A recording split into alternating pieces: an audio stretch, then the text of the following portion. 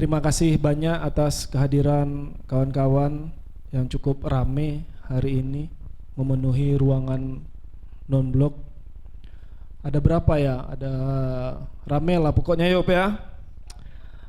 Dan selamat bergabung juga kawan-kawan di dunia sana yang menyaksikan live Instagram Rumah Non-Blok. Sekali lagi terima kasih banyak. Semoga Ramadan hari ini kita mendapatkan keberkahan dan mendapatkan hidayah. Amin ya robbal alamin. Hari ini kita ya melanjutkan ya, ini program buah tangan yang ketiga.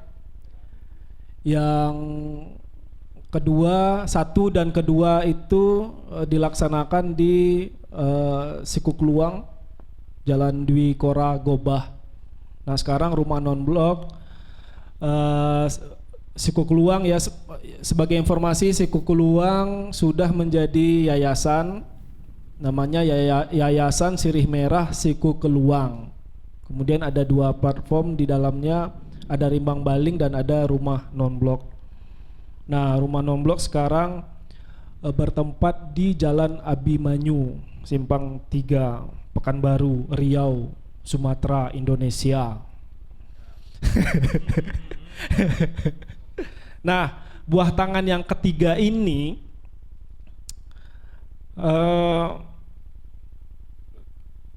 Anggara Satria dan Om Ito kemarin ada kegiatan residensi yang ditaja oleh organisasi independen Konstelasi Artistik Indonesia. Nah, residensi ini dengan tajuk Seeking Tuan Guru di Kopton, Afrika Selatan.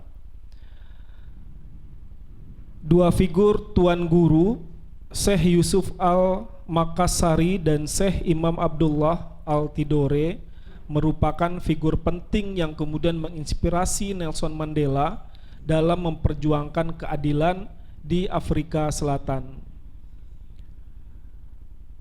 Nah, nanti Angga dan Om Ito akan cerita banyak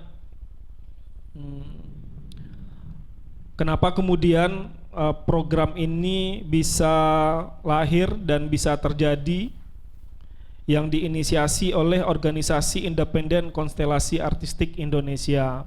Nah, ada hubungan apa Indonesia, Afrika, kemudian ada Syekh yang kemudian berhubungan erat dengan Nelson Mandela. Nah, saya kira sebagai pembuka itu kita langsungkan saja, mari berbagi buah tangan, berbagi cerita.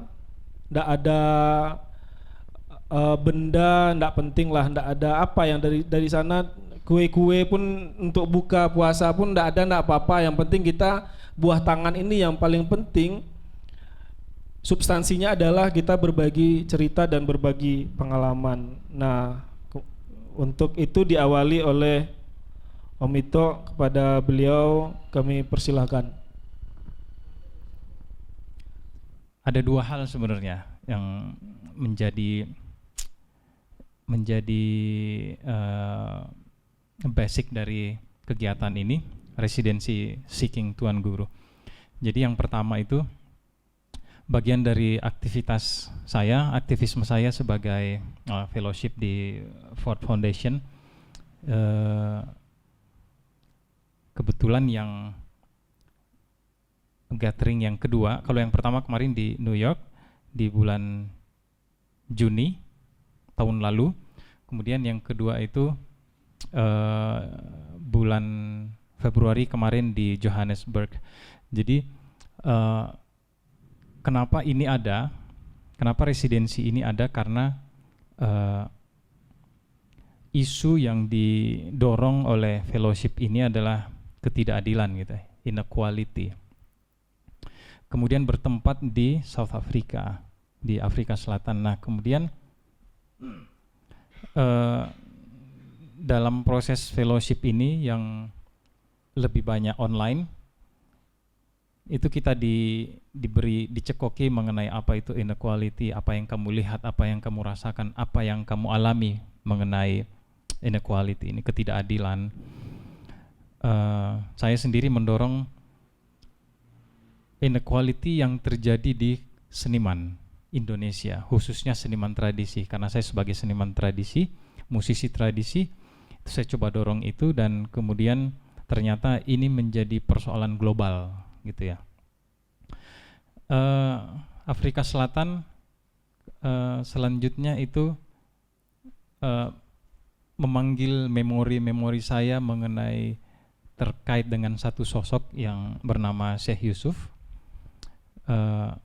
Syekh Yusuf itu kalau masa kecil saya itu cukup dekat, karena kami mendapatkan cerita dongeng-dongeng, keajaiban-keajaiban, kanuragan, dia menunggangi naga terbang gitu-gitu ya. Kemudian dia adalah guru tasawuf yang memegang 12 sertifikat tarekat sedunia. Dia adalah panglima perang di Banten. Kemudian pernah belajar dengan seorang guru di Aceh yang bernama Nuruddin Araniri. Itu sufi yang cukup penting untuk Jazirah Sumatera. Kemudian berlanjut belajar ke Makkah, Madinah untuk memperdalam agama, sampai menjadi imam besar di Masjidil Haram. Itu sependek itu ingatan saya mengenai Syekh Yusuf, yang kemudian dibuang karena dia cukup berbahaya di Indonesia. Karena zaman perang itu ada tokoh-tokoh yang tokoh agama, tokoh masyarakat, pelajar, orang-orang cerdas yang kemudian menjadi penggerak untuk melawan kolonial waktu itu ya. Syekh Yusuf salah satunya. Syekh Yusuf cukup dianggap berbahaya, kemudian dibuang ke Ceylon di Sri Lanka. Di Sri Lanka itu juga tidak mengurangi kekuatan dia untuk mempengaruhi masyarakat, kemudian berbahaya juga bagi kolonial. Kemudian dia dibuang ke Afrika Selatan, sebuah tempat yang pokoknya kalau jauh, tandus, tidak ada apa-apa, mungkin dia mati di sana gitu. Itu ininya ya, imaji tentang pembuangan Syekh Yusuf. Maka dia dibawa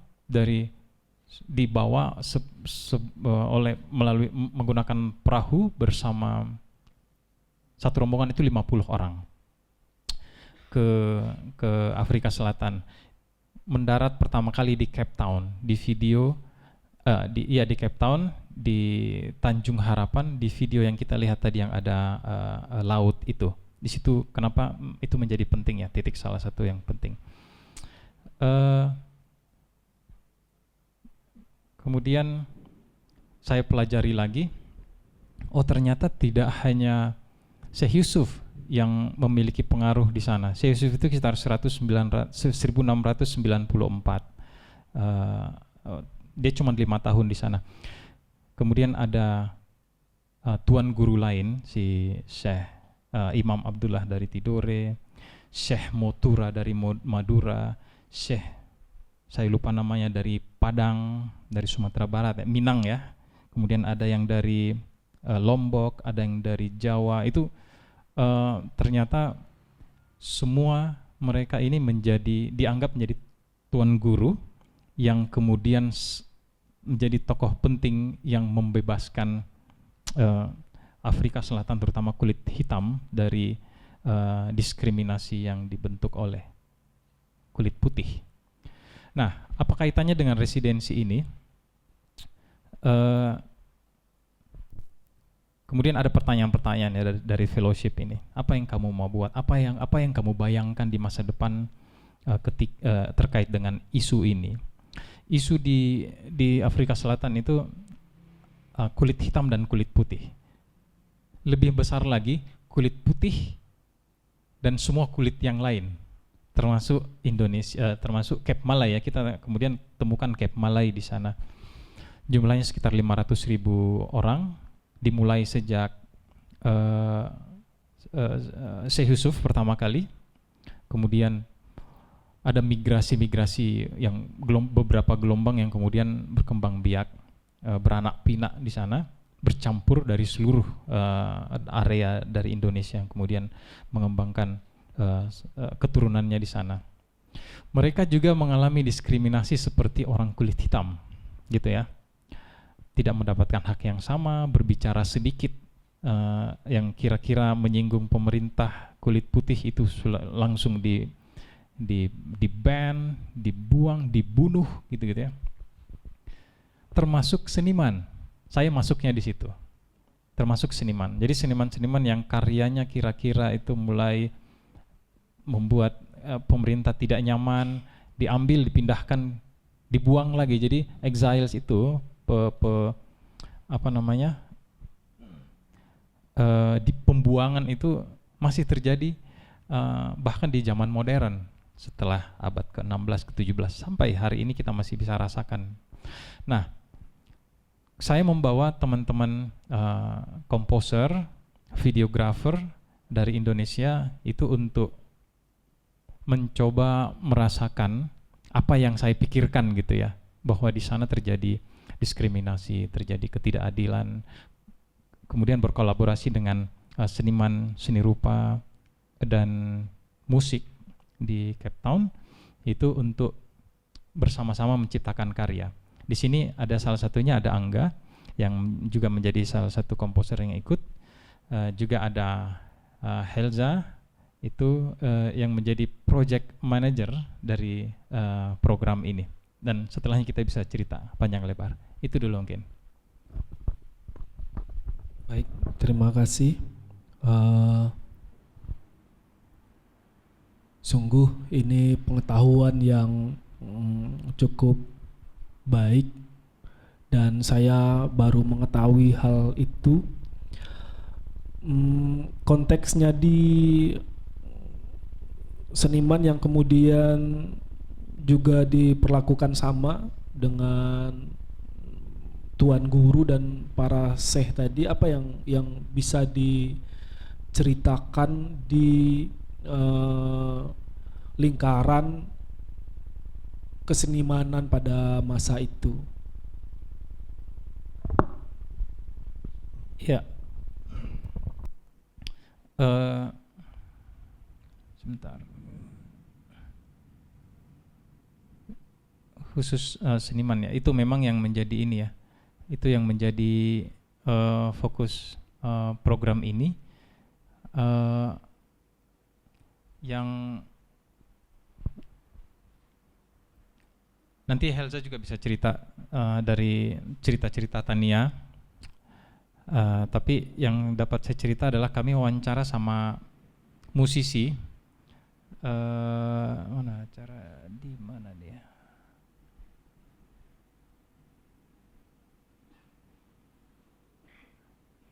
Yang di rumahnya Tania.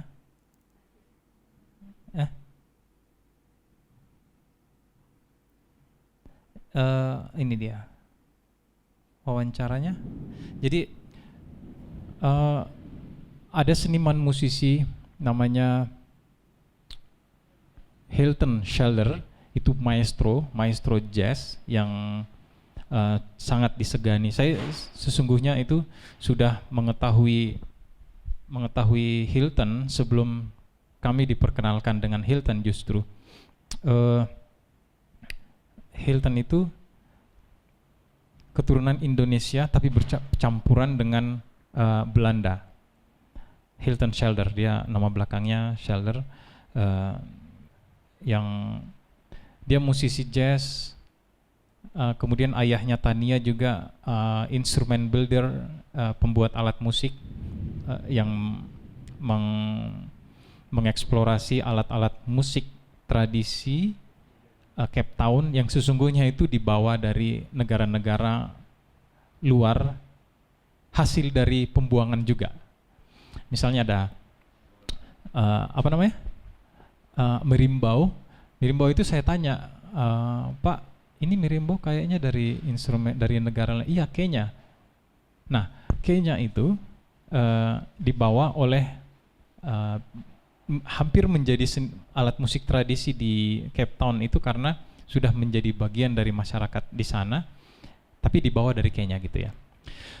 Hilton dan Selder ini adalah korban pembuangan gitu ya. Ketika dia bikin musik yang sesungguhnya menyuarakan perlawanan terhadap diskriminasi kulit putih, itu dia dibuang ke Inggris.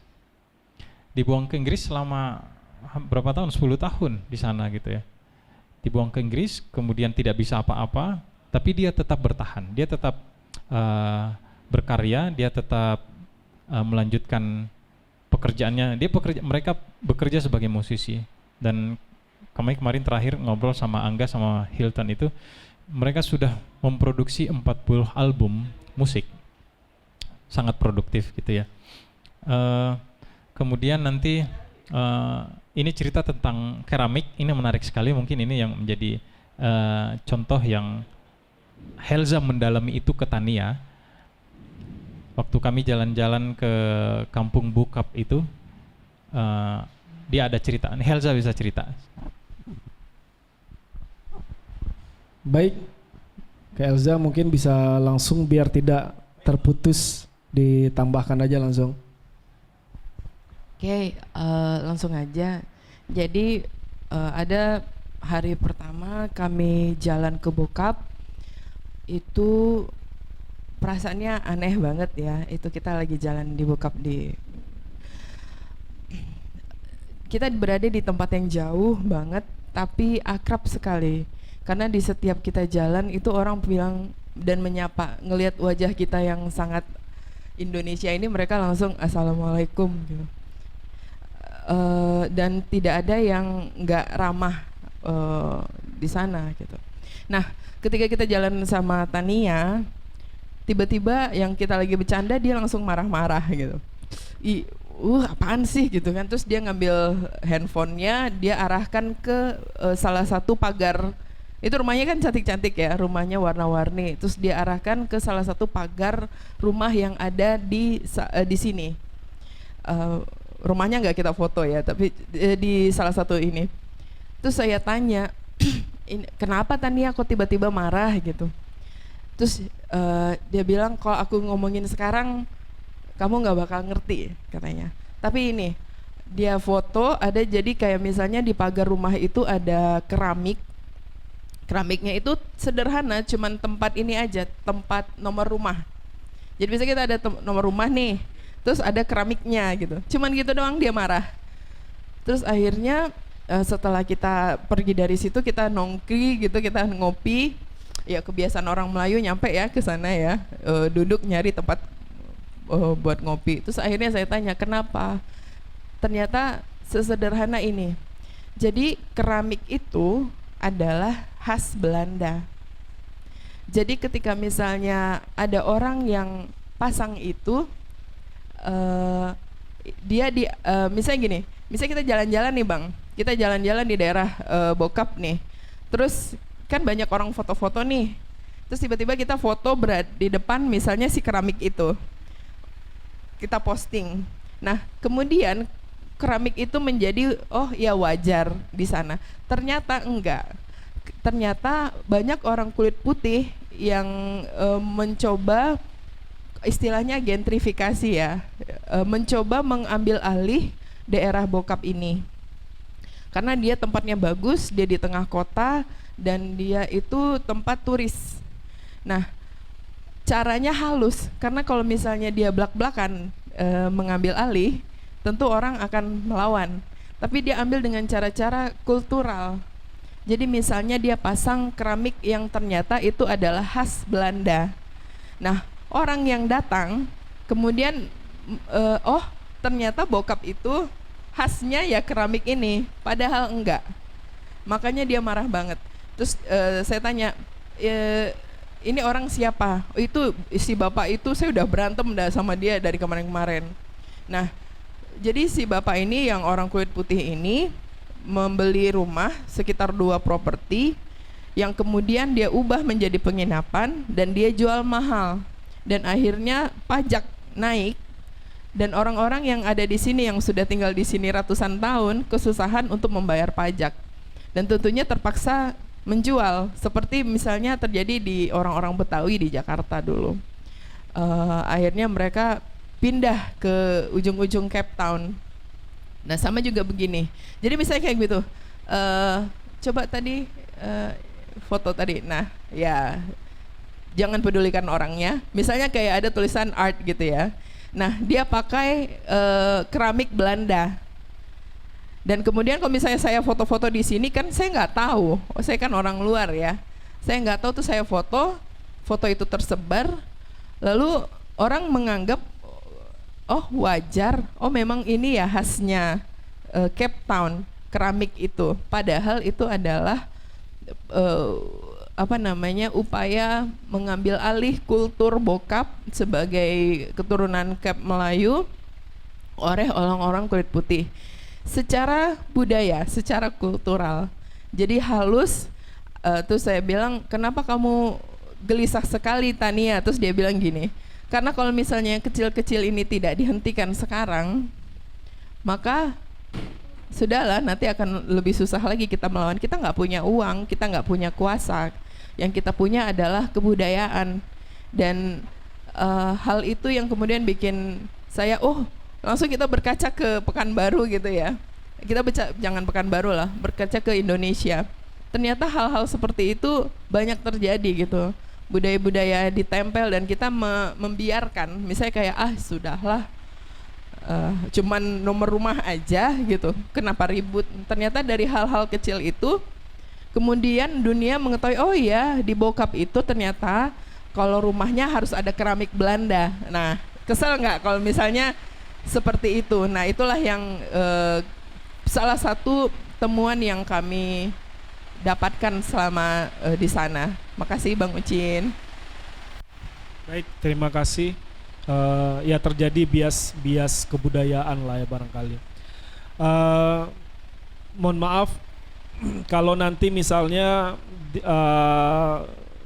diskusi kita terjadi lompatan-lompatan, tapi ada hal yang mau ditanyakan, saya kira langsung saja ditanyakan. Nah, kegiatan ini merupakan kegiatan residensi seni ya. Bisa dibilang begitu ya Om Ito ya, karena mengumpulkan beberapa orang komposer dari Indonesia atau ada lagi di luar Indonesia. Iya. Maunya itu komposer dari Cape Town juga, tapi kemarin itu sebenarnya yang kita ketemu itu cocok sekali, tapi dia vokal grup, jumlahnya cukup banyak, jadi berat sebenarnya. Kita ada komposernya si Pak Adnan itu, rencananya kita ajak untuk tahap selanjutnya gitu. Ada. Baik. Nah dari residensi ini bertemunya para komposer, lalu kemudian membaca apa yang diinginkan oleh kegiatan ini. Barangkali Angga bisa cerita apa kemudian tafsiran yang bisa dipahami oleh kawan-kawan komposer untuk kemudian membuat satu presentasi karya, kemudian selama di sana proses apa yang dilewati. Assalamualaikum warahmatullahi wabarakatuh. Selamat sore, ini agak lemas sedikit ya. Jam itu gitu, jam-jamnya melawan gitu. Oke, sebenarnya komposer ini tugasnya disuruh merasa-rasai gitu oleh yang punya rasa gitu kan. Sebenarnya aku juga gamblang juga karena bukan dari histori aku ya mengenal tentang Syekh Yusuf, Al-Makasyari, Tuan Guru Abdullah itu tuh, tapi alhamdulillah gitu ternyata ada orang seperti ini di Indonesia gitu, yang menurut aku gimana ya, aku juga dapat bahan dari Mas Ito yang kitabnya judulnya Sir Al-Asrar, judulnya kalau di bahasa Indonesia segala rahasia gitu. Yang nulis itu si Syekh Yusuf Al-Makassari gitu. Tapi ada yang lain lagi seperti yang kawan kita dari Tidore itu, dia fokusnya di Imam Abdullah Kabdi Abdus Salam karena ini aslinya Tidore. Yang ini. Dan ini aku juga bingung juga ini kan. Ini apa bahannya? Alhamdulillah dari 4 komposer ini, dari termasuk aku ya gitu, aku dapat banyak gitu yang memang berasalnya dari Goa tempat Syekh Yusuf Al-Makassari, yang ini Tuan Guru dari Tidore gitu. Itu menurut aku ini project yang menurut aku bukan apa ya, kalah siapa SpongeBob nyari harta karun tuh. Kalau aku nih udah sekeliling harta karun menurut aku gitu. Jadi aku alhamdulillah bisa ketemu sama Daeng dari Goa, ada Atta Daeng Kopiah dari Tidore, juga satu lagi Kang Lawe dari Banten gitu. Itu dia memang udah punya pengetahuan tentang syekh-syekh ini gitu kan. Dan isu yang diangkat oleh konstelasi ini yang mengarah ke Ford Foundation itu kan memang tentang kesenjangan sosial gitu. Aku juga sebenarnya gimana ya, belum pernah sampai Afrika gitu. Aku juga udah baca, misalnya aku udah baca bukunya tentang Syekh Yusuf Al-Makassari ya, bukan yang belum dari yang Tuan Kadi belum, Tuan Guru yang dari Tidore aku belum gitu. Itu tentang tasawuf gitu kan, yang rahasia segala rahasia itu tentang tasawuf gitu. Dan ya menurut aku biasa aja gitu kita baca di sini. Setibanya di Afrika itu baru agak lain gitu. Baru keluar dari bandara tuh udah ada kayak pemukiman apa gitu, kaleng-kaleng gitu, kayak apa, keluar dari bandara nih, bandaranya internasional kan, keren kan, wow, pakai dijemput pakai mobil mewah gitu. Sampai di Afrika tuh ada tempat kayak, kalau kita masih di perumahan apa ya, yang kemarin yang dari bandara ketemu perumahan itu kan. Iya perumahan itu setelah bandara gitu. Cuma rumahnya tuh cuma pakai seng-seng aja tuh, kiri kanan seng, atas seng gitu. Itu udah mulai dah kan, oh gini nih gitu kan. Oh jadi kami pas juga nginapnya di apa kan, Konjen kan. Konjen itu tempat-tempat mewah gitu, saking mewahnya ada pakai apa listrik semuanya rumah. Ini kenapa nih? Panel listrik nih, ini ada apa gitu. Agak aneh gitu. Jadi aku pas mau masuk ke jalan Konjen itu kan, mau masuk ke rumah Konjen itu ada lampu merah, berarti lampu merah. Katanya memang mobil itu murah di sana kan, Ferrari gitu. Tapi ada Ferrari, ada Lamborghini, tapi ada orang minta-minta gitu kan. Kan jongplangnya jauh gitu kan. Ada apa nih? Tanya-tanya enggak ada gitu kan. Kayaknya enggak sampai. Kayaknya kan yang dari udah punya materi, tapi aku nggak tahu materi ini mau diapain gitu kan. Tapi setelah melihat keadaan, habis itu jumpa dengan Tania, bicara sampai kami ke Bokap gitu kan. Macam mana ya, kayaknya orang tuh ngerinduin, ini orang kampung aku gitu, kok seramah ini orang gitu. Well, you from Malaysia, Indonesia, oh Tuan Guru gitu. Indonesia, oh Syekh Yusuf Al-Makassari gitu langsung nunjuknya gitu. Itu di tempat ya, di tempat lokasi warga di acara, di kegiatan residensi ya? Belum, itu masih baru nengok-nengok apa kemarin tuh, museum tempat Bokap tuh kan. Bokap tuh Cape Malay, nah di Cape Malay itu kayak kampung Melayunya kita gitu. Nanti kampung Melayu, iya. kami itu dia udah dapat semua lah ya, turun-temurun. Ya dekat kok sebenarnya dari Cape Malay itu cuma naik ke atas itu ke makamnya Tuan Guru itu kan. Tapi itulah baru aku tahu ada permasalahan tentang misalnya kulit putih, kulit hitam gitu kan. kami pun malam nggak boleh keluar gitu. Juga karena kejahatannya terlalu pakai tembak-tembak gitu, mafia gitu. Ya, tapi menurut aku kan kita komposer itu punya masing-masing ya, punya masing-masing. Aku fokusnya di sini nih, karena aku udah dalami Syekh Yusuf Al-Makassari gitu kan. Semua problema yang ada di situ tuh sebenarnya kayak misalnya kenapa Nelson Mandela juga mengikut konsepnya Syekh Yusuf Al-Makassari gitu. Karena dia mungkin ada di dalam itu. Sebenarnya kan belajar tasawuf itu kan belajar cinta gitu. Belajar tasawuf itu belajar mencintai gitu. Karena di dalam bukunya Rahasia Segala Rahasia itu si Syekh Al-Makassari itu bikin 4 golongan manusia gitu. Manusia yang pertama gini golongannya gitu. Dan aku persingkat gitu dengan kitabnya. Ini merujuk ke kitabnya Ibnu Atta yang membagi zikir gitu. Zikir itu ada 3. Ada zikir jali, ada zikir kafi, ada zikir hakiki gitu. Ini kalau menurut aku konsep kenapa terlalu jauhnya ini karena memang tak adanya cinta gitu. Tidak ada mencintai gitu. Jadi itulah baru ternyata aku baca inilah tujuannya gitu. Jadi zikir yang apain sama Ibnu Atta itu, zikir jali yang pertama itu sebenarnya ini kan untuk Allah kan, tapi alangkah baiknya juga kita ke manusia juga gitu. Makanya hablum minallah hablum minas kan gitu kan. Ada memang rata gitu. Contohnya misalnya zikir jali itu kalau kau cinta, kau ucapkan gitu. Harus ucapkan ya jali itu. Zikir kafi itu udah kalau dia diucapkan, kau rasakan dalam hati gitu.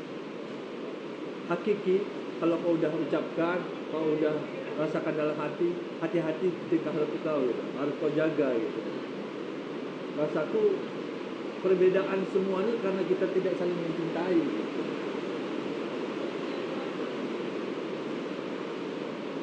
Tanda kutip ya, perbedaan yang dianggap sebagai misalnya rasis gitu kan, antara kulit hitam, kulit putih gitu. Aku lebih superior, aku lebih ini. Rasaku itu karena tidak adanya cinta gitu. Aku fokusnya ke situ. Kawan-kawan yang lain juga, komposer misalnya dari Atta, dia lebih memperkenalkan siapa di belakangnya Imam Abdullah gitu. Dia ingin mengenal gitu, supaya kalian mengenal inilah nenek moyang kalian. Kalau dari Daeng Mastur juga menceritakan tentang bagaimana cara mengenal diri gitu. Kalau si Kang Lawi juga mengenalkan tentang Syekh itu seperti apa dalam kacamata dia gitu. Kalau menurut aku gitu. Nah, dari pengalaman selama residensi, pendekatan dialog bersama warga, lalu kemudian lahir misalnya karya bersama lah gitu ya, presentasi musik. Nah, ketika musik itu diperdengarkan oleh warga Bukit Malai di sana, apa yang bisa ditangkap dan dirasakan oleh kawan-kawan yang residensi? Meskipun dia berupa dugaan, oh mereka begini ya ternyata selama ini, oh mereka begini, apa kira-kira? Ya kalau bagi kami kan sebenarnya yang video tadi itu udah yang kedua kali diminta gitu. Yang pertama kali kami nampil di Bukap tuh belum banyak, malah banyak kayak turis yang datang kan. Yang orang kampung itu cuma beberapa gitu. Karena setelah melihat kami, orang tuh macam mana ini kok seperti kampung kita ini, orang kampung kita harus nengok gitu. Jadi dipanggilnya lagi, diteleponnya lagi, diteleponnya. Kenapa? Mereka enggak menyangka akan gimana kira-kira? Kenapa kita dipanggil kedua kali Project gitu? Manager. Maksudnya begini ya, tadi kan pertanyaannya adalah selama proses residensi di sana, kawan-kawan komposer ini tentu dia ada hubungan ya, komunikasi, dialog sama warga apa segala macam. Lalu kemudian katakanlah presentasi karya bersama. Nah, meskipun dia dugaan, misalnya kawan-kawan komposer ini dia menduga, oh ternyata mereka merasakan ini ya, ternyata ada kerinduan apa gitu. Nah ternyata ada miss gitu ya, pas main pertama kok mereka enggak tahu atau gimana, terus kemudian main kedua kalinya lagi, gimana tuh? Main pertama itu kami awalnya cuma mau ini aja, mau buat konten. Jadi kita ngajak orang. Jadi kemarin itu benar-benar apa yang kita rencanakan juga ini terjadi. Nah jadi pada saat hari yang pertama itu baru kita kenal orang-orang yang seharusnya kita kenal dari awal. Kita dari awal tuh udah tapi ya itu lah fokusnya. Nah pada saat yang pertama yang datang tuh nggak siapa, nenek-nenek usia 60 tahun ke atas. Ya kami kira kalau nenek-nenek di Pekanbaru mungkin peduli apa sih dia sama pertunjukan gitu ya. Tapi ada satu ibu dia bilang usia saya 80 tahun katanya, kakek saya kebetulan di Sore. Selama saya 84 tahun saya nggak pernah melihat pertunjukan ini di Bokap. Selama 84 tahun dan kan kita datang terus ada gitu, kita datang terus itu terjadi. Nah, pengalaman buat dia tuh ada. Dia bilang ngobrol akhirnya oh kita punya waktu kosong besoknya mau balik ya, besoknya kita balik kan ya. Kita punya waktu hari ini jam segini, silahkan. Kami hanya datang. Ternyata mereka dalam waktu kurang dari 24 jam lah berarti itu ya, berhasil mengorganisir anak-anak madrasah, orang-orang yang tinggal di daerah kampung Bokap itu untuk datang. Jadi udah rame banget juga, tapi untuk ukuran mendadak itu sampai ada beberapa pengunjung yang datang juga ya dari Polandia, dari Jerman, Belanda dan lain-lain. Dan ada yang nangis. Aku ini ada 5 emak baru sekarang di WA aku yang tiap hari Jumat ngirimin semoga Allah memberi, karena Doain ya. iya, jadi kemudian mereka bicara satu sama lain, kita bikin festival Bokap yuk, sesuatu yang di-trigger kalau misalnya boleh GR, ketika kita adakan itu gitu. Setelah ini ya. Iya, mereka sama mereka tuh ngobrol, kita bikin festival Bokap yuk, kita bikin ini yuk, kita bikin ini, yang bisa jadi upaya melawan gentrifikasi tadi gitu kan.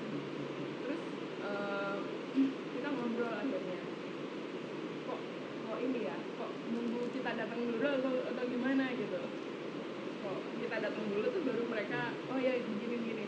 Ternyata yang kami temukan kesenjangan itu luar biasa, bukan hanya sesama ras tapi sesama keturunan pun berjenjang. Misalnya oh ini keturunan Syekh Yusuf, itu beda cerita dengan keturunan Kasta-kasta gitu ya. iya, Syekh Abdullah Tuan Guru. Itu sebegitunya perpecahan yang dilakukan oleh oke lah taruhlah penjajah Iya, yang kemudian kolonial. menjadi mendarah daging gitu. Dan yang oh ya kami kan nggak tahu apa-apa, kalau kita kan misalnya sesama Indonesia walaupun dia dari Maluku, kalau misalnya kita ketemu di mana pasti gini cawe-cawe gitu. Ini enggak. Jadi keturunan yang dari Makassar misalnya Syekh Yusuf sama keturunan ini ya udah biasa aja gitu. Jadi sesenjang itu. Itu di Kip Malay itu. Ya.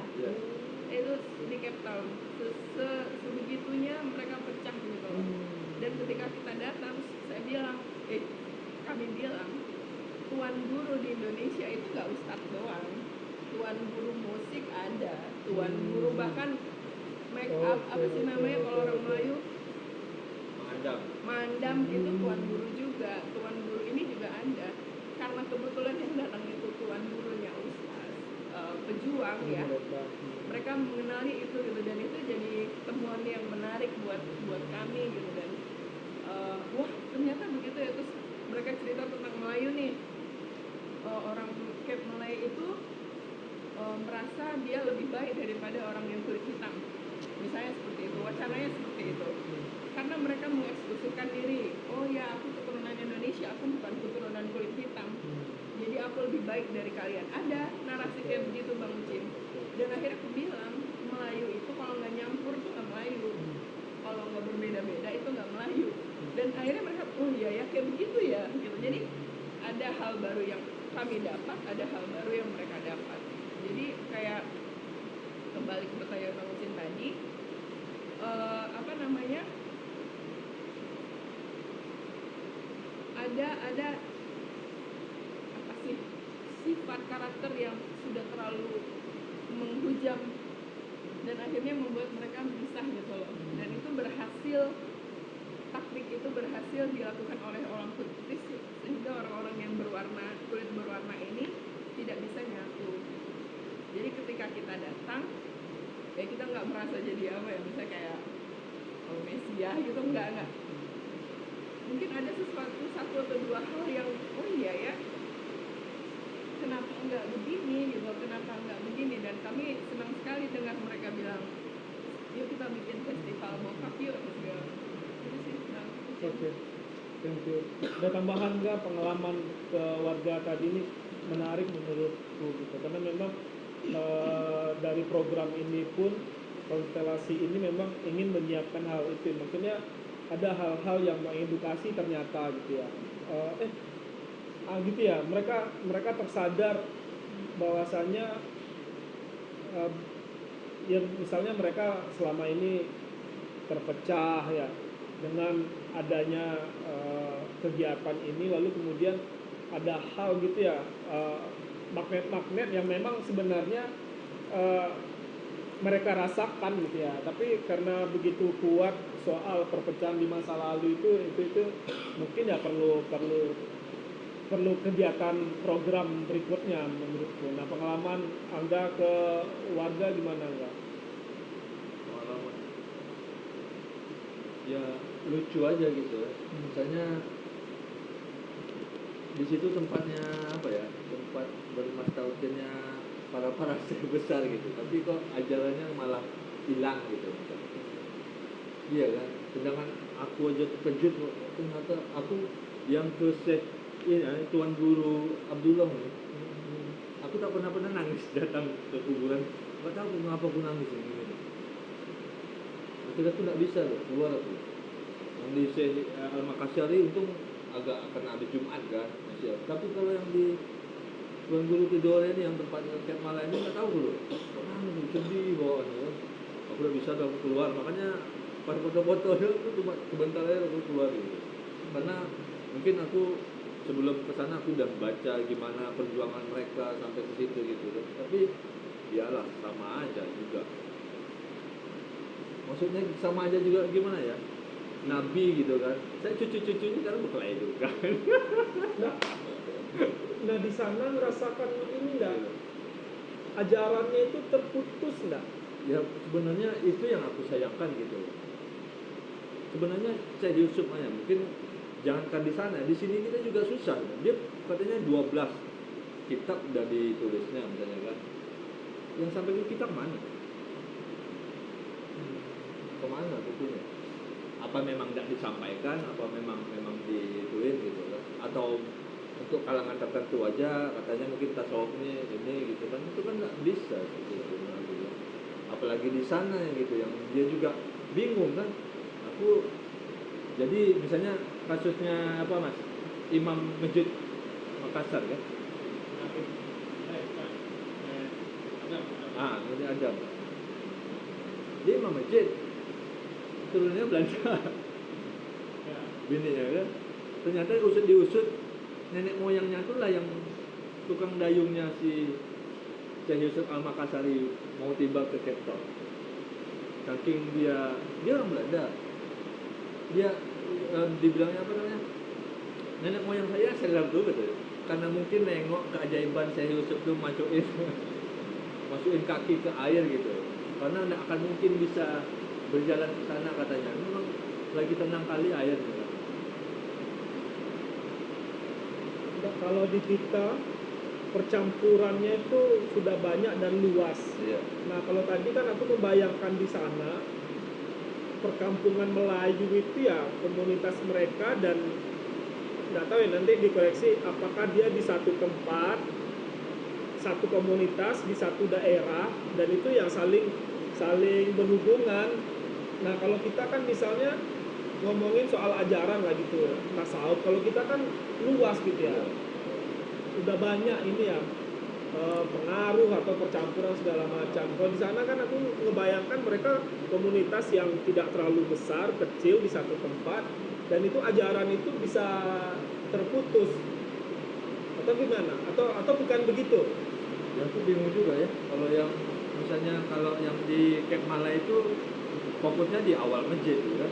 Kalau yang di Seyusuk fokusnya di masjid yang di Al-Makassari itu yang di Kampung Makassar itu jauh jaraknya berapa jam. Tapi tidak nampak kali kok menurut aku. Tapi yang aku sayangkan tuh bukannya antara, karena mungkin aku tidak terlalu memperhatikan itu ya. Tapi tetap gitu. Tapi sayang kali kalau melakukan kita pesan Malaysia ya gitu. Banyaknya malah ditanya orang Malaysia Malaysia gitu. gitu. Malah itu ya Malaysia. Oh bukan, kan Itu yang ternyata Melayu itu Malaysia. ya kalau Indonesia itu Jawa gitu kan. Iya. Tahu kalau kita itu dari Sumatera kayak gitu kan. Gitu. Tapi yang aku sayangkan cuma gitu. Kalau masih berbaur nampaknya masih gitu. Tapi sangat rugi misalnya ada, walaupun di situ misalnya macam mana ya tentang menyebar gitu. Itu penting gitu kan kita mengetahui. Nah, aku alhamdulillah dapat proyek ini dari konstelasi yang artistik ini ya, karena aku banyak belajar gitu. Ternyata ada manusia seperti ini di Indonesia gitu, yang kukira sekarang kan semraut nih kan kita nih kan. Ternyata ada manusia seperti ini dia banyak menciptakan karya-karya lagi. Ini baru satu yang aku baca. Kalau aku baca yang lainnya mungkin aku bisa banyak terinspirasi lagi. Bukan aku aja gitu. Mungkin sampai Nelson Mandela bisa terinspirasi juga mungkin karena karyanya itu kan. Orang ini apa loh, jadi saksi apa namanya malam tadi yang bilang kan, jadi pas soal Jumat kalau kita di Kampung Makassar, namanya Kampung Makassar di laut gitu, terus tiba-tiba apa di atas kan, terus temen-temennya itu bilang dari mereka ini daulat untuk perbaikan ini siapa aja enggak Membeat ya. Respon masyarakat ya. Iya, Respon. lebih ke warga sih sebenarnya. Iya, iya. Punya Mungkin tidak ada yang perhatikan hari terakhir waktu kita terbuang ke rumah Tania, kami makan siang di sana sebelum ke bandara, makan siang.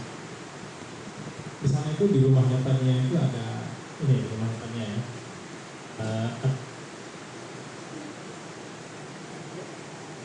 Di rumahnya itu ada akordeon kecil ya, enggak ya? Harmonium. kecil. Kami sebelum makan, Angga itu main harmonium itu. Bapaknya Tania bilang apa? Saya rindu mendengarnya. Yang perhatian. Ada ya? Rindu. Jadi apa yang membuat si bapak ini merespon musik? Ya itu kan Angga main genek Melayu gitu ya kan? Sambil makan seperti kita main, seperti kita mendengarkan lagu-lagu Melayu di restoran gitu. Mungkin rindu dan nyanyian sendiri, ngomong sendiri bapak ini. Rindu saya merespon Mbak. Ini satu kekuatan musik. Dia ini pada apa sebenarnya si bapak ini gitu ya. Jadi pada kalau ngomong soal darahnya itu terlalu jauh gitu. Dia mungkin hanya dengarkan cerita dan mereka sangat bermimpi untuk bisa ke Indonesia sekeluarga tahun ini. Insya Allah mereka bercita-cita mau datang. Itu yang saya tangkap. Jadi sesungguhnya selain konteksnya ketika ada Peristiwa yang diatur ketika pertunjukan, di luar peristiwa yang diatur itu juga terjadi gitu. Gitu ya, Bang ya. Jadi artinya ada momen yang sesungguhnya sangat natural yang efek dari kegiatan ini.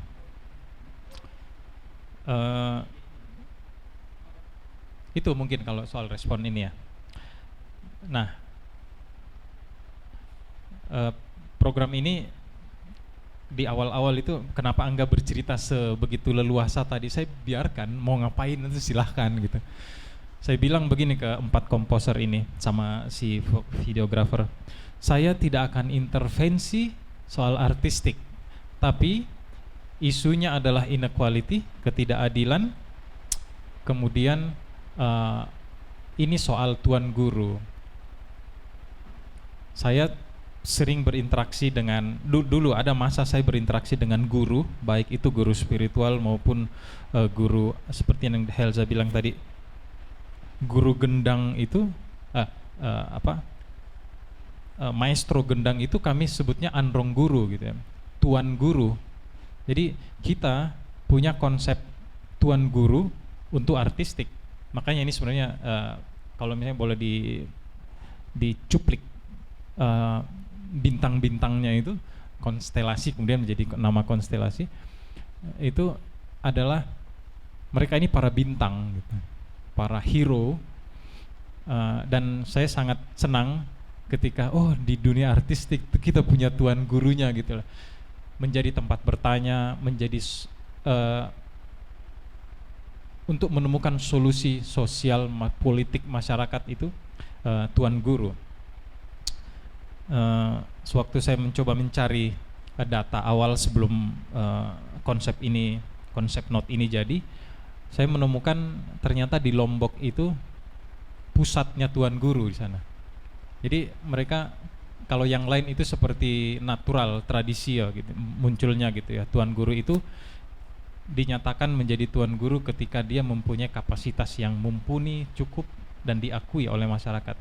Tapi kalau di Lombok itu terlembagakan. Jadi makanya tuan guru Bajang itu benar-benar tuan guru yang ini ya, jumlahnya cukup banyak di sana. Kalau tuan guru di Cape Town itu menjadi kekuatan identitas bagi orang yang akan ngomong bahwa saya punya keturunan, saya bisa membanggakan sesuatu dari diri saya setelah berabad-abad itu diterpa oleh ketidakadilan, diskriminasi gitu ya. Satu hal ya, diskusi kami terutama dengan Helza itu, mereka minta legitimasi agama Islam dari Indonesia, bukan Arab. Bukan Arab, tapi Indonesia. Di video tadi yang ada di museum itu kan yang kedua ya. Yang pertama itu jumlahnya cukup sedikit, kemudian yang kedua itu bahkan yang datang dari apa namanya? Ya Poland, yang di Smith, satu daerah yang cukup jauh di Table Mountain itu, di Museum Simon Town itu, keturunan Indonesia yang punya koleksi pribadi peninggalan barang-barang yang dia pungut, karena dia lokasi rumahnya itu dekat dengan Tanjung Harapan tadi, ada keramik, ada apa, dan perahu dan lain sebagainya. Dia cerita, dia bertanya bagaimana peristiwa Maulid di Indonesia. Dia tanya gitu. Oh, saya bilang kalau di Indonesia itu bahkan merayakan Maulid itu satu stadion ada, kalau misalnya organisasi tertentu bisa seramai itu, tapi juga ada kelompok-kelompok kecil di masjid kecil-kecil. Oh gitu. Kalau di sini jadi semacam dia ingin mengetahui lebih banyak perayaan Islam dari Indonesia gitu, karena ada ikatan memorial yang ingin mereka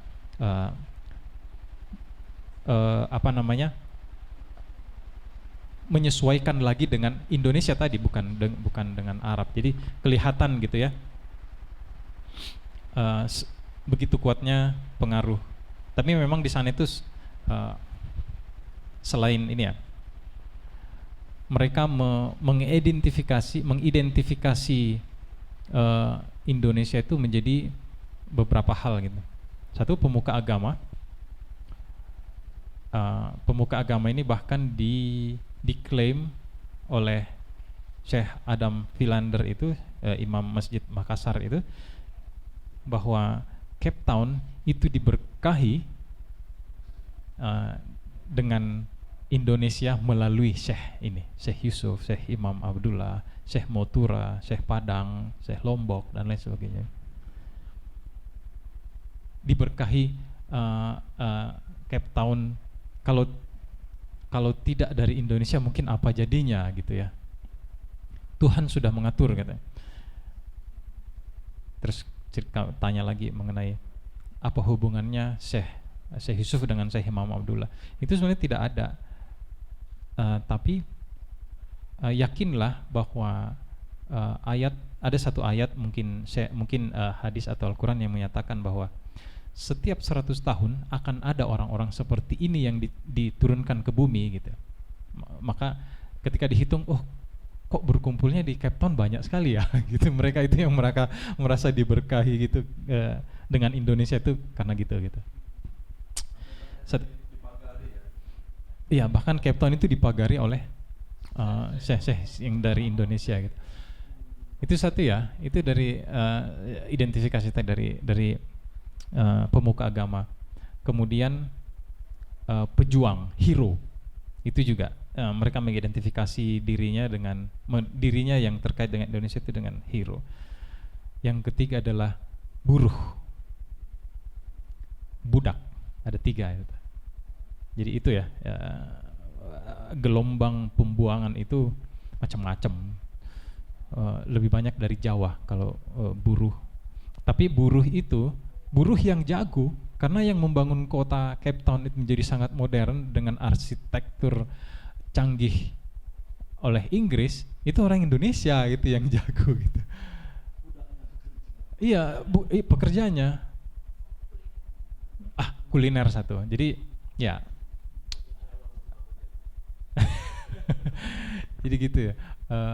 Mereka karena harus memasak untuk si tuan, mereka harus masak dengan baik, akhirnya jadi unggul gitu. Makanya salah satu residensi ini adalah residensi makanan. Makanya si Diki Senda dari Lakwatku Jawas kebetulan ikut fellowship di Johannesburg. Saya minta main dong ke Cape Town, open kitchen gitu ya. Wah, ini signifikan juga ini ketika masak ini. Helza bawa masakan Melayu, memasaknya sederhana sekali, tapi justru karena kontras, mereka lebih banyak masak rasa-rasa Mediteran gitu ya, Timur Tengah. Indonesia mengakunya gitu ya. Jadi Kisenda bawa bumbu-bumbu khas dari Timur Tengah Selatan itu, yang kemudian menjadi kita jadi kayak tercerahkan gitu oleh makanan gitu. Jadi musik, visual dan makanan itu yang menjadi pengikat ya ini, dan kemudian kita semua merasa Indonesia gitu. Gitu cerita. Silahkan kalau ada yang mau ini. Silakan kawan-kawan yang mau ditanyakan dan meminta buat tangan apa lagi, silakan. Jadi kan aku lihat di map tadi, kayak Malaya itu kan dekat lah ya hitung-hitungannya ya, paling sejam ya, sejam 2 jam, bukan dari, dia termasuk Cape Town gitu, dia bagian dari Cape Town, Cape Malaya, tapi di apa, misalnya nih kotanya, terus di atasnya gitu kan, iya gitu mungkin ya. Nah, berarti fokusnya kan memang di situ berarti ya, maksudnya fokus apa kegiatan atau memang keseluruhan, atau soalnya kan 2 minggu itu kan sedikit sekali memang, baru mau seru-serunya udah pulang. Terus Cek. Apalagi residensi kan. Walaupun sebelumnya ya kayak Angga bilang tadi udah baca buku dan segala macam, terus tiba-tiba di sana kan aku mendengar tadi ya beberapa lah gitu, ada ada kulit hitam, terus ada kulit berwarna, terus ada kulit putih sendiri. Nah sekarang pun misalnya hal yang seperti itu juga ya mungkin ada gitu ya, sampai sekarang masih ketinggalan ya produk-produk kolonial yang kayak gitu, apalagi produk-produk apartheid kayak gitu mungkin masih bisa dirasakan di sana, dan mungkin juga di kita sendiri juga kayak gitu. Nah terus ada yang tadi soal dari keturunan baik Makassar, Tidore, apa Ternate, terus pas di sana juga ada kelas-kelasnya sendiri gitu kan, ada ya sama aja kayak sekarang mungkin di misalnya ya orang Makassar nggak mau ini sama Tidore gitu kan, masih ada kan yang kayak gitu kan, sama aja pas di sana juga ada hal-hal kayak gitu, padahal dia ingin melawan gitu ya, tapi dia secara tidak disadari mungkin mereka sendiri juga kemakan juga di ya bekas Indonesianya ini ya mungkin ya. Walaupun dulu belum Indonesia ya kan, belum Indonesia kan, masih ada juga di sana. Nah kalau selama 2 minggu di sana, kalau Angga lihat hal-hal yang berbau rasisme dan segala macam itu sebetulnya memang dari kolonialnya kah? Ya Belanda dan Inggris ini, apa memang dari yang kita dari si Makassar dan Tidore yang kayak gitu tuh udah kebawa-bawa gitu? Pas aku kalau yang dari kitanya nggak hendak kayak gitu kan, karena kita ngerangkul semua kan. Kayak Syekh Yusuf sebenarnya kan di penjara dia. Iya kan di penjara gitu. Dan dia ngerangkul akhirnya sampai suku apa aku lupa namanya yang pertama kali ngikut dia masuk Islam gitu. Ini kan kalau menurut aku ya macam mana ya, membangun politik, membangun ekonomi itu kan udah tanda petik kan, bingung juga gitu. Apalagi sampai aku nggak terlalu dalemin masalah politik, misalnya kayak Nelson Mandela kenapa dia ditangkap, kenapa dia ini aku malas gitu, karena udah ada jawabannya gitu. Jawabannya udah ada, tergantung kita mau ndak apa kan, sebenarnya itu kan. Sebenarnya ini kan siapa yang menang dia lah yang buat sejarahnya gitu aja, ndak menarik gitu kalau menurut aku gitu. Yang kasihannya ya sama ndak gimana ya gue bilang, maksudnya nanti hubungannya ke ini tadi hubungannya ke ketika orang-orang Indonesia datang, terus kan juga untuk mempersatukan itu melalui festival tadi loh. Misalnya kayak orang-orang tadi kan pengen bikin festival apa tadi namanya? Iya. Mokap itu. Tapi kalau kawan-kawan yang di sana aja masih ya Nggak, gitu, sebenarnya itu karena kita aja gitu. Kalau kita ngikutin di situ, misalnya kau masuk ke dalam, misalnya ini kau masuk ke wilayahnya si ini, membenci sini, kita kan nggak tahu nih kan. Kalau aku nggak mau langsung judge ini gini, karena kita nggak saling paham aja gitu kan. Makanya memang betul kata Ade misalnya kan, nggak akan cukup gitu, 2 minggu nggak akan cukup. Itu baru di Cape Town aja, belum di Makassarnya lagi, belum tempat yang lain lagi gitu kan, belum tempat yang ini lagi gitu. Ya tapi nggak mungkin pula lama-lama aku tinggal bini kan gitu. Misalnya gitu kan. Tapi ya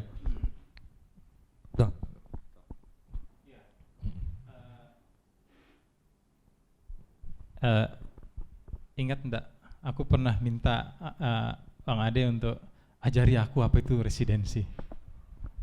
Aku menyiapkan ini sebenarnya karena apa? Pertama, aku tak punya pengalaman ikut residensi, apalagi membuat residensi. Jadi sama sekali aku buta. Tapi ada satu hal yang kemudian yang bisa menjadi yang aku sampaikan ke teman-teman komposer itu ada satu kalimat sederhana yang aku dapat dari teman-teman Jogja. Residensi itu adalah refleksi diri pada tempat asing gitu ya. Silahkan di sana mau ngapain. Oh gitu ya, aku enggak tahu. Akhirnya ya itu bekalku itu yang ada. Kemudian sharing, sesungguhnya residensinya itu kalau menurutku itu mulai dari Zoom ya. Itu dialog-dialog, kemudian aku menyampaikan gagasannya seperti apa. Kita sudah mulai cerita soal kenapa Tidore, kenapa Makassar, kenapa Banten, kenapa Melayu gitu. Itu ya. Itu sudah mulai sebenarnya. Kenapa Tidore?